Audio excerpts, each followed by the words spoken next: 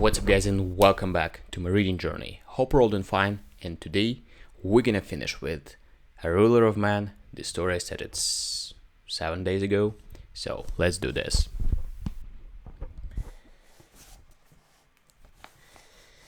Buenos dias, senor. Yatanga, or sit down. Mr. Bauer says he has spent 8 years in your country in colleges and law schools. Let me mix you a highball. Lemon peel or not? Thus we get along. In about half an hour, I was beginning to tell him about the scandal in our family when Aunt Elvira ran away with the Cumberland Presbyterian preacher. Then he says to me, I sent for you, Mr. Bowers, to let you know that you can have your friend Mr. O'Connor now. Of course, we had to make a show of pushing him on account of his attack on General Timballo. It is arranged that he shall be released tomorrow night. You and he will be conveyed on board the fruit steamer Voyager, bound for New York, which lies in the harbor. Your passage will be arranged for.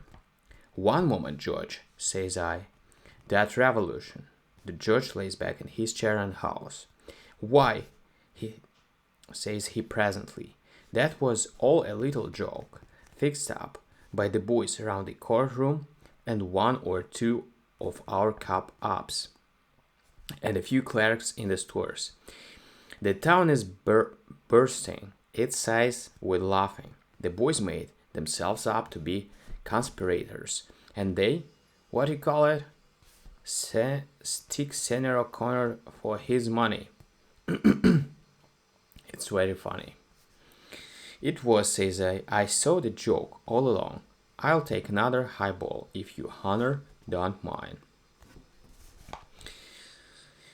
The next evening, just at dark, a couple of soldiers brought O'Connor down to the beach, where I was waiting under a coconut tree. Hist, says I, in his ear. Donna Isabel has arranged our escape. Not a word. They rowed us in a boat out to a little steamer that smelled of table d'horte, salad oil, and bone phosphate.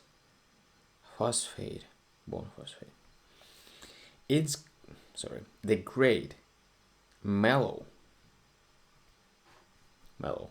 tropical moon was rising as we steamed away.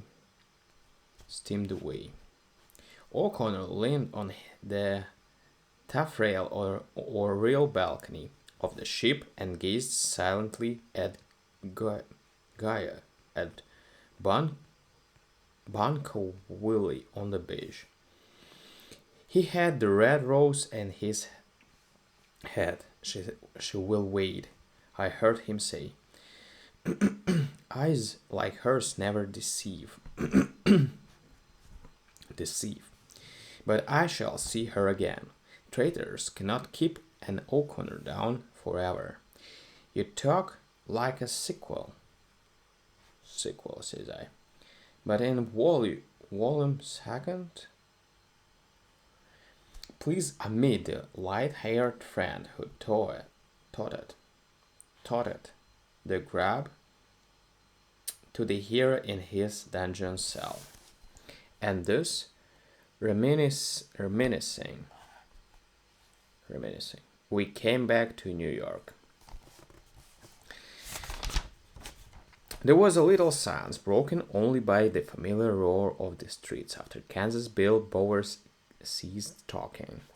Did O'Connor ever go back? I asked. He attained his heart desire, said Bill. Can you walk 2 blocks? I'll show you. He led me eastward and down a flight of stairs that was covered by a curious-shaped, glowing, pagoda-like structure. Signs and figures on the tiled walls and supporting columns attested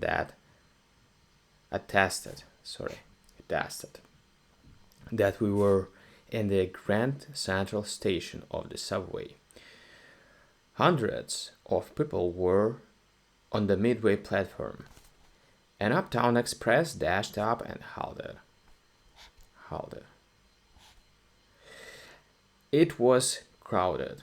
There was a rush for it by a still larger crowd. Towering above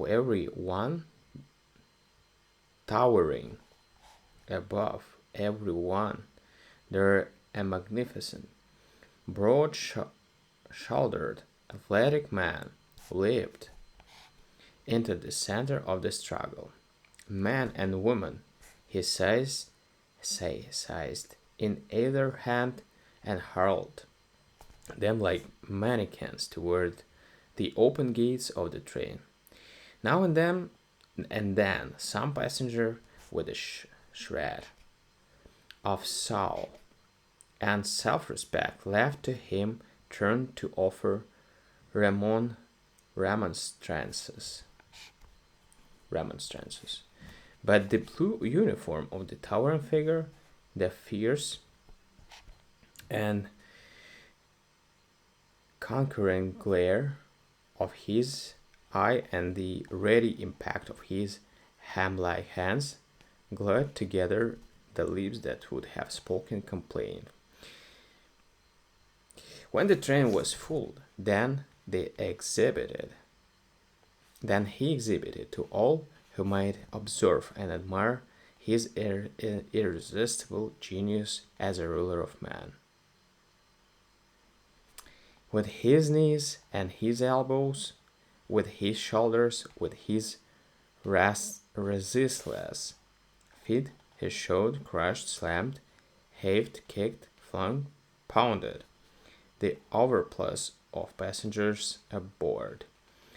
Then, with the sounds of its wheels, drowned by the moans, shrieks, prayers, and curses of its unfortunate crew, the express dashed away. That's him. Ain't he a wonder? said Kansas Bill admiringly. That tropical country wasn't the place for him. I wish that distinguished traveler, writer, war correspondent, and playwright Richmond Hobson Davis could see him now. O'Connor ought to be dramatized. Alright, guys. Thank you for joining me today, and see you tomorrow on the next story. Thank you for joining. Bye.